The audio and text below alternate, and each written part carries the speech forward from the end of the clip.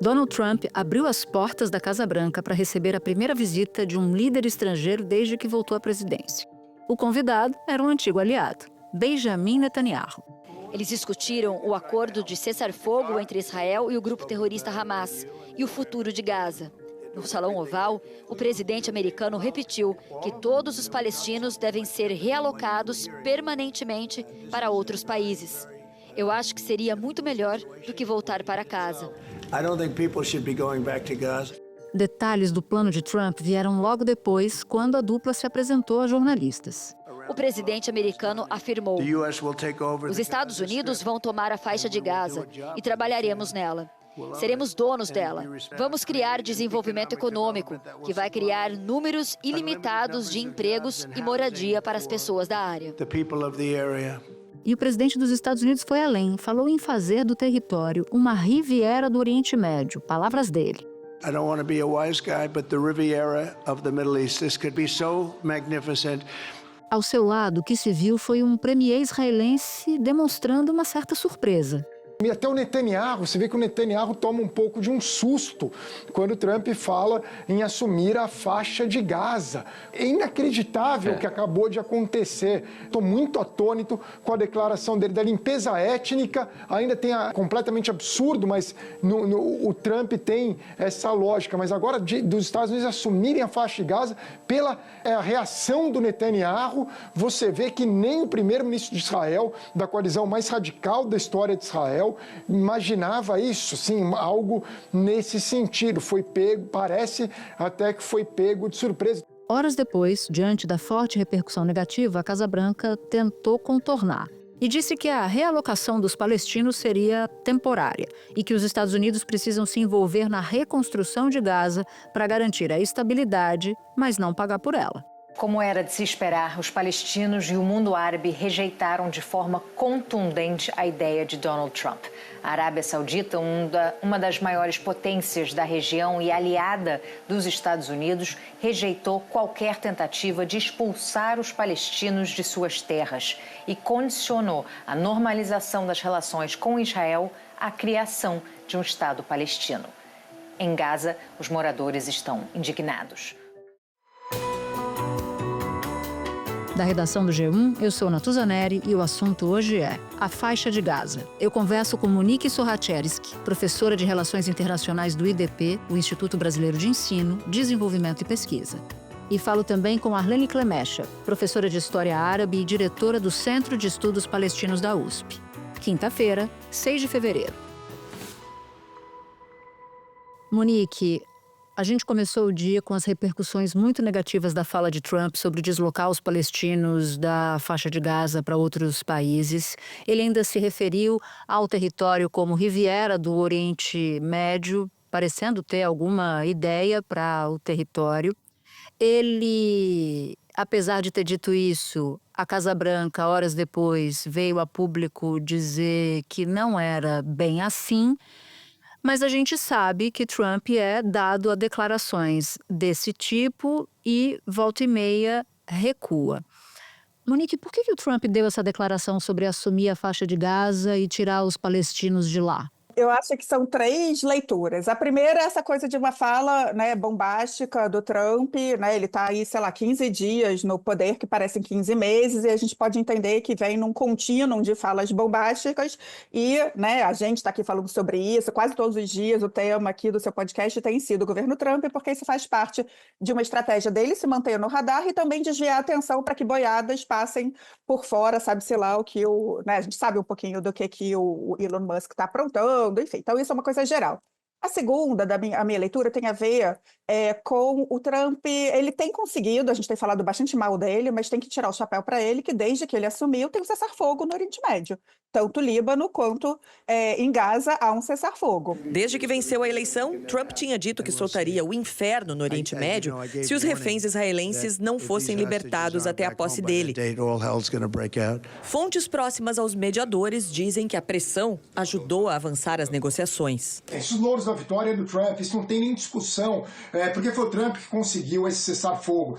Quem foi que negociou no final agora foi Steve Witkoff, que é o enviado do Trump para o Oriente Médio, quer dizer, a equipe do Trump que já estava negociando. E a fala bombástica dele, por um lado, é para a extrema-direita israelense. Ele está fazendo um afago ali para o Bibi, né? Lembrando que Benjamin Netanyahu foi o primeiro chefe de governo e de Estado a ser recebido pelo Trump nesse mandato, né? Isso é bastante simbólico, e, né? Isso afaga o Bibi e a extrema-direita israelense, e quando ele fala uma coisa bombástica desse tipo, ele faz com que evite que a coalizão do Benjamin Netanyahu se esfacele, né? A gente já teve a saída ali do Ben Gvir, o Smotrich estava ameaçando sair, e por mais complicado que seja dizer isso, para o Trump é importante a manutenção dessa coalizão para que a gente tenha a segunda fase da troca de reféns, de negociações de cessar-fogo, para que essa guerra acabe. E tem uma terceira razão que tem a ver talvez com essas táticas complicadas de negociação dele, que na cabeça dele funciona, ele tem livros sobre isso, eu nunca li, é que quando ele fala algo tão estapafúrdio sobre isso, em alguma medida ele tá abrindo ali a chance de terem atores regionais que ofereçam, né, alguma alternativa, né? Por exemplo, o jornalista Ben Caspit, né, do Al Monitor, um jornalista muito experiente, ele acha que pode ser uma chance ali do Trump estar abrindo uma porta para a Arábia Saudita, eventualmente trazer algum grau de uma resposta, dizendo quase que nós somos aqueles que estamos evitando, né, uma nova Nakba, né, e andando na construção do Estado palestino de fato. A Autoridade Nacional Palestina também já está chamando para si, né, um papel de, né, vamos trazer os palestinos de Gaza aqui para perto de Jericó, e a Autoridade Nacional Palestina vai ocupar esse espaço. Você falou aí uma expressão que eu gostaria que você explicasse para quem nos ouve, Nakba. O que significa? Nakba. Nakba é catástrofe ou a tragédia, né? Se você pega o ano de 1948, os israelenses chamam de Milchemet Ha'atzmaut, a Guerra da Independência, onde nasceu o Estado de Israel. E os palestinos usam essa mesma data como a Nakba, a tragédia. Não nasceu o Estado deles e aconteceram várias tragédias, acho que a principal é justamente, né, essa questão dos refugiados. Então, muitos foram para a Jordânia, tanto que 60% da população é jordaniana, muitos foram para a Cisjordânia, que ficou sob ocupação jordaniana, muitos foram para o Egito, alguns foram para Gaza. Gaza já tinha uma presença palestina e tem refugiados, por exemplo, o campo de Khan Yunis, onde nasceu o Yahya Sinwar, que era o líder do Hamas quando teve o 7 de outubro, é um campo de refugiados dentro de Gaza. E muitos se espalharam pelo Oriente Médio como um todo, Golfo, e alguns até chegaram no Brasil. A gente tem uma presença de uma comunidade palestina em Chuí, em algumas localidades. Então, eles usam, né, esse termo para isso. Então, muitos falam, né, que, enfim, há quem diga que essa própria guerra começada depois do 7 de outubro já seja uma nova Nakba, pelos graus de tragédia de destruição, e essa fala do Trump, se isso de fato se efetivasse, era uma tragédia maior ainda, né? E o 7 de outubro, claro, você está falando daquele nefasto ataque terrorista que todos nós vimos. O grupo terrorista Hamas soltou mais 3 reféns israelenses na 4ª troca desde o acordo de cessar-fogo fechado no mês passado. Um alívio temporário tomou a Praça dos Reféns em Tel Aviv. Queremos o fim dessa guerra. Todo mundo já sofreu demais, disse esse jovem. We just want our normal life back. Abraços apertados também na Cisjordânia e em Gaza, depois que 183 palestinos foram soltos de prisões israelenses. Deixei minha filha na barriga da mãe com 2 meses de idade, conta esse homem emocionado. 111 palestinos estavam detidos sem julgamento. Você citou na sua resposta anterior a extrema-direita israelense. A extrema-direita israelense está pressionando o Netanyahu para interromper o cessar-fogo, é isso? É por isso que a fala de Trump é um aceno importante para o Netanyahu? Na realidade, a gente tem a extrema-direita israelense que apoia esse governo do Bibi Netanyahu. Muitos são colonos, sobretudo quando a gente pensa no Smotrich e no Ben Gvir, e eles têm um projeto milenarista e mesmo de recolonização de Gaza, né? Isso está por trás. Mas a fala deles tem sido de que eles são contra a troca dos reféns, primeiro porque quem são esses prisioneiros palestinos que estão sendo soltos, né? Tem um número que é realmente de pessoas que não tinham nada a ver, mas você tem alguns palestinos terroristas, terroristas, com muito sangue nas mãos, que foram condenados à prisão perpétua. Inclusive, esses, quando estão sendo soltos nas trocas com os reféns, eles não estão podendo nem ir para Gaza nem para a Cisjordânia. Eles estão indo para o Egito e a Turquia está recebendo alguns, né? Então, você tem essa... para a extrema-direita, o Smotrich, por exemplo, ele fala muito sobre isso, sobre a questão dos reféns e de que tem que ter uma vitória, que eles falam muhlata, completa, absoluta sobre o Hamas. É impossível ter uma vitória absoluta contra o Hamas. Então, esse governo tem segurado, esses extremistas têm segurado o Bibi, e o Bibi sabe que se eles saírem do governo, o governo cai. Ele não quer, porque ele tem muitos problemas, né? O primeiro problema, e não tem precedente na história de Israel de demorar tanto que eles querem que tenha uma comissão para, né, entender quais foram os erros israelenses no 7 de outubro. Então, acabando o governo, o Bibi vai ter que encarar as muitas falhas e fracassos dele no maior trauma, na maior tragédia, não só de Israel, como do povo judeu desde a Segunda Guerra Mundial. Então, ele precisa dessa extrema-direita para se manter e também para desviar a atenção dos próprios processos pessoais que ele sofre, né? Ele pode ir para a prisão, já tem precedente, inclusive, de ex-primeiro-ministro, o Dolmert, que foi preso, né? Então, tem esse jogo de política interna que eu acho que o Trump está de olho e que é muito importante. Eu acho assustador um país de 10 milhões de pessoas, né? Como ele tem uma centralidade no mundo e nesse governo, né, do Trump. A cena é uma cena que chama atenção. Quando o Trump vai dando as declarações dele, você vê o Netanyahu com um leve sorriso no rosto, né? O Trump falou também em enviar os palestinos que vivem em Gaza para outros países e, ainda que seja algo ventilado da boca para fora, como é uma das hipóteses que você levantou e que a própria Casa Branca tenha dito que não é bem assim, eu queria ouvir de você os riscos de se colocar uma ideia absurda dessa em prática, porque vamos aqui admitir que não seja uma bravata. A gente não pode desconsiderar, em se tratando de Trump, que possa não ser uma bravata.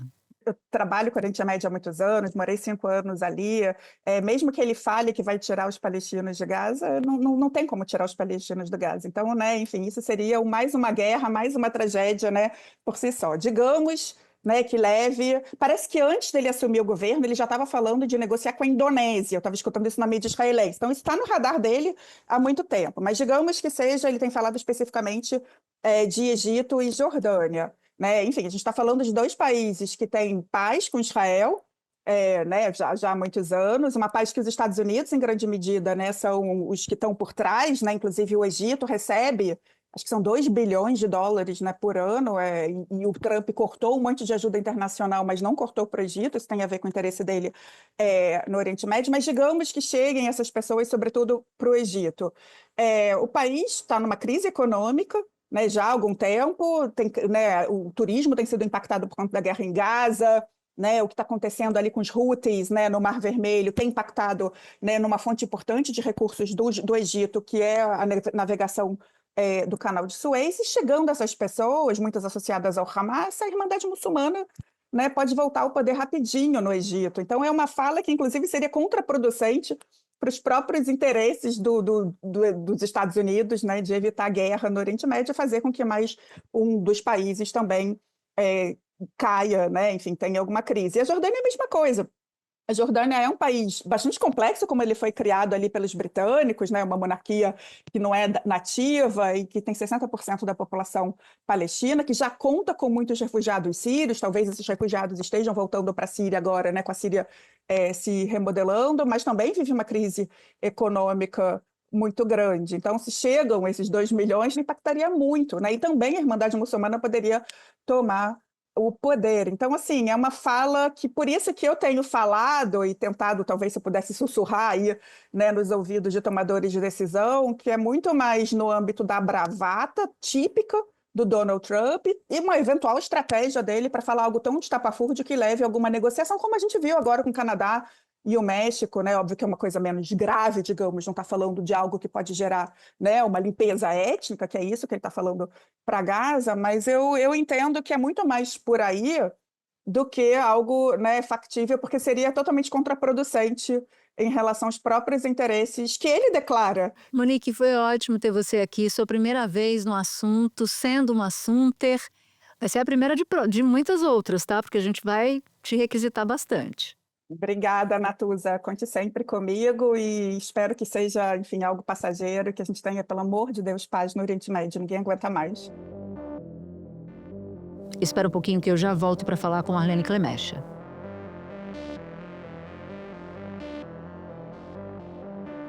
Arlene, para entender as disputas em Gaza, acho que vale a pena a gente voltar no tempo e explicar o que era exatamente aquele território antes da Segunda Guerra Mundial.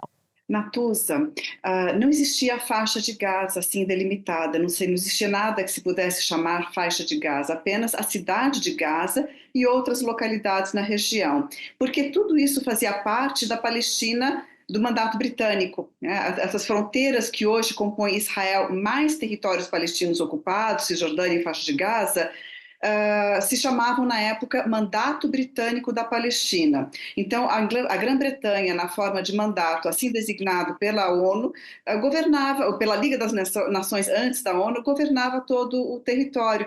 Então, não existia faixa de Gaza, foi uma criação israelense em 1948. 1948, portanto, o ano da criação do Estado de Israel. E naquele momento, os palestinos se referiam ou se referem ainda ao processo de formação do Estado como Nakba. Eu queria muito que você explicasse o conceito, que ideia é essa de Nakba? Exato. A Nakba, o termo árabe, significa uma miséria profunda causada por um evento disruptivo. E os palestinos, então, deram o nome de Nakba à expulsão de 800 mil pessoas do território onde foi criado o Estado de Israel, de 800 mil palestinos. O que acontece é que esse mandato britânico da Palestina, ele foi dividido, foi cindido em dois por determinação da ONU, foi uma votação na ONU, sem voz e voto para os palestinos.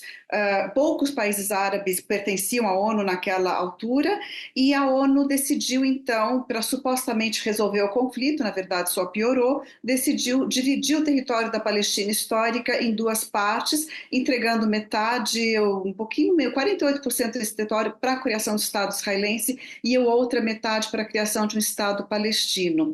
A guerra que começou mediante a limpeza étnica da Palestina por milícias judaicas, Haganah, Irgun, Stern, essa situação de conflito deflagrado levou ao que se chamou a Guerra de 1948, e essa guerra foi uma guerra que expulsou 800 mil palestinos do território. Então, isso foi a Nakba. A Nakba coincidiu com a criação de Israel, e a criação de Israel foi um processo de criação de um Estado judeu, segundo a própria proposta do movimento sionista desde as suas origens. E para criar um Estado que fosse judeu, não convinha a esse movimento político a permanência de palestinos dentro desse Estado. Então, essa limpeza étnica de 1948 que os palestinos chamam de Nakba. E foi nesse momento, voltando à faixa de Gaza, então, que os palestinos deixaram de ter acesso ao território que virou Israel.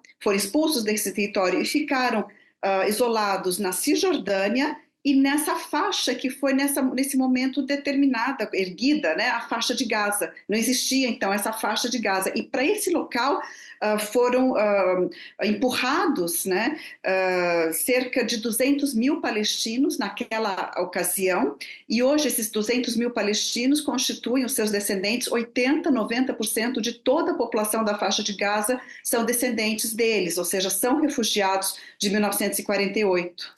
E nesse processo, o Estado de Israel foi criado, e por que não houve a criação do Estado palestino? O que impediu naquele momento? O projeto árabe para a região do Oriente Médio nunca foi de estados fragmentados, Palestina, Síria, Líbano, Jordânia, Iraque e assim por diante. O projeto árabe que existiu na década de 1910, e até 1920, depois foi derrotado, né? Era um projeto de criação de um único reino constitucional com capital em Damasco. Na verdade, esse reino foi proclamado em 1920. Os árabes proclamaram a sua independência. Eles lutaram na Primeira Guerra Mundial, do lado da Inglaterra e França, tiveram, por parte da Inglaterra, a promessa de apoiar a formação desse reino constitucional, independente do Império Otomano que dominava esses territórios. Os árabes conquistaram a sua independência do Império Otomano na Primeira Guerra Mundial, proclamaram a sua independência em 1920 em Damasco e foram traídos. E nessa traição, que foi assim camuflada pelo próprio processo de paz de Versailles, de Paris e a formação da Liga das Nações, é que deu origem aos mandatos. Mandato francês da Síria, depois se destacou o Líbano, mandato britânico da Transjordânia, que depois virou Jordânia, mandato britânico da Palestina, do Iraque, e todos eles foram obtendo sua independência, e só sobrou o mandato britânico da Palestina. A Palestina estava sujeita a uma dupla colonização, a colonização britânica, na forma do mandato, e a colonização sionista de assentamento. E essa situação colocou os palestinos numa dinâmica de defensiva, de ter que realmente se defender de um assalto sobre o seu território. Eles estavam ali, não tinham planos de formar um país que fosse a Palestina, foram obrigados a aceitar essa configuração como sendo a única possível depois da fragmentação do Oriente Médio.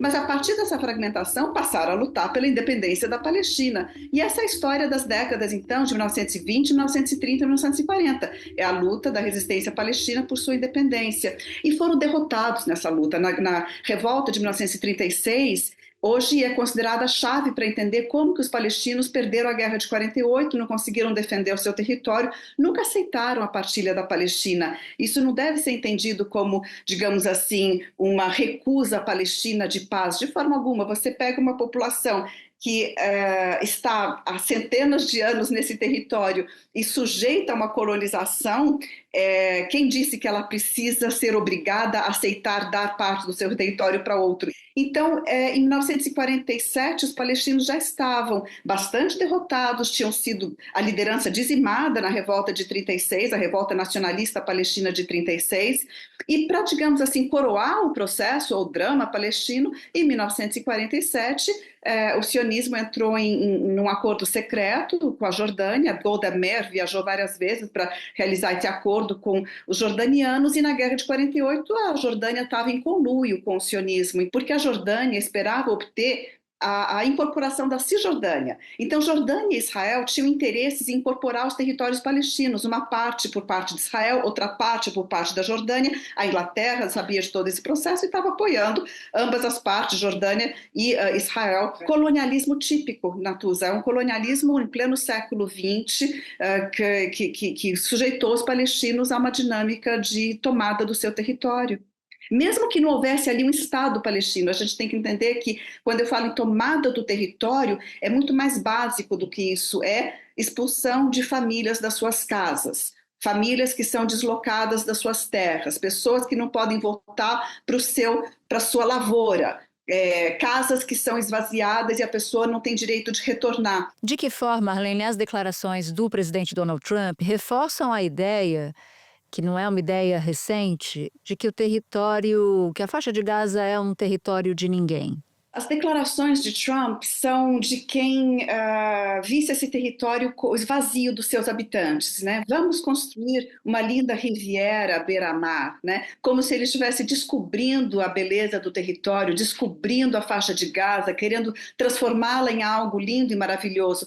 Natuza, a cidade de Gaza, ela foi uma verdadeira metrópole desde o começo do século XX. No começo do século XX, ela era maior que Jerusalém. Ela era uma cidade importante na rota comercial entre o Cairo, Beirute e Damasco. Ela sempre foi uma cidade linda, à beira-mar, de frente para o Mediterrâneo, povoada por palestinos. Mas é essa proposital invisibilização do palestino, ou, digamos assim, do nativo, para igualar isso, comparar isso a qualquer outro processo colonial na história, que é típico de uma potência, né, que se acha dona do mundo, ou pelo menos de boa parte dele, e que pensa que pode jogar com populações como quiser.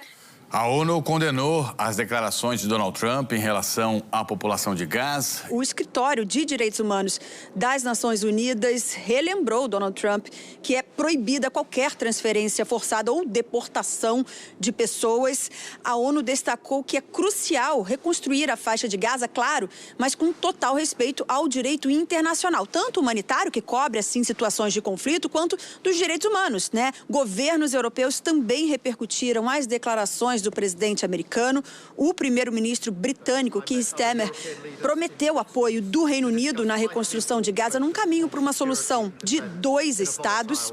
A ministra das Relações Exteriores da Alemanha reforçou que Gaza pertence aos palestinos, que expulsá-los seria inaceitável e ainda levaria não apenas a mais sofrimento, como também a um novo ódio. E esse é o problema, né? Os ingleses trataram os palestinos dessa forma na primeira metade do século XX. O movimento sionista tinha como lema uma terra sem povo para um povo sem terra. Bom, não era uma terra sem povo. Inclusive, teve uma importante figura do movimento sionista que deixou registrada a seguinte frase quando ele visitou a Palestina no começo do século XX. Ele disse: a noiva é muito bonita, mas ela já tem o seu groom, né? O noivo, já tem um... Então, assim, como dizer, vocês estão querendo enganar quem? Tem uma população, tem um povo, esse povo tem uma história, tem uma cultura, tem raízes nessa terra. E essa mente colonizadora, essa propaganda colonizadora que o Trump vem, digamos assim, retratar ao extremo. Agora a gente tem que se perguntar o que o Trump o que ele vê na faixa de Gaza? Ele não vê o palestino, mas o que ele vê? Será que é o gás natural que foi descoberto ali no mar de Gaza, uma das maiores bacias e reservas mundiais de gás natural? É muito provável. Será que é o ponto assim, onde desemboca a sua alternativa à Rota da Seda da China? Com certeza. Então, são projetos de utilização, de exploração de recursos, de geopolítica, de dominação muito grandes que estão por trás disso tudo. E o que a gente está vendo é a população palestina pagar o preço disso, historicamente e hoje mais do que nunca, porque 20 anos atrás foi quando começou a se descobrir o gás no Mar de Gaza. Hoje se sabe que é uma reserva enorme e os olhos dos Estados Unidos e de todo mundo estão postos sobre ela. Arlene, muito obrigada por nos ensinar tanto em tão pouco tempo. Eu agradeço muito a sua vinda aqui. Volte sempre. Obrigada, é um prazer conversar com você, Natuza. Para você que ouviu o episódio até aqui, eu vou te fazer um convite. Participar do canal do G1 no WhatsApp. Lá você pode ativar as notificações, receber as principais notícias do dia direto no seu celular. Este foi o Assunto, podcast diário disponível no G1, no YouTube ou na sua plataforma de áudio preferida. Comigo na equipe do Assunto estão Mônica Mariotti, Amanda Polato, Sara Rezende, Luiz Felipe Silva, Thiago Kazuroski e Gabriel de Campos. Eu sou Natuza Neri e fico por aqui. Até o próximo assunto.